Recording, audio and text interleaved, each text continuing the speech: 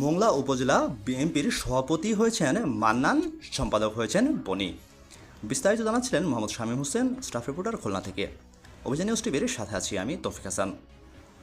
দীর্ঘদিন পর মোংলা উপজেলা বিএনপির দ্বিবার্ষিক সম্মেলন অনুষ্ঠিত হয়েছে।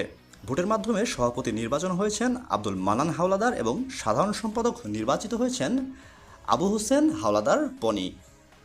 মঙ্গলবার বাগেরহাট জেলার মোংলা উপজেলার মিঠাখালী ইউনিয়নের টাটিবুনিয়া এলাকায় এ সম্মেলন অনুষ্ঠিত হয়।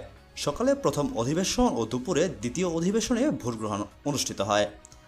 বিরতিহীনভাবে বিকেল 4টা পর্যন্ত চলে ভোট গ্রহণ এবং সন্ধ্যায় ফলাফল ঘোষণা করা হয়। নির্বাচনে সভাপতি পদে 230 ভোট পেয়ে নির্বাচিত হন আব্দুল মান্নান হাওলাদার এবং সাধারণ সম্পাদক পদে 190 ভোট পেয়ে নির্বাচিত হন আবু হোসেন হাওলাদার বনি।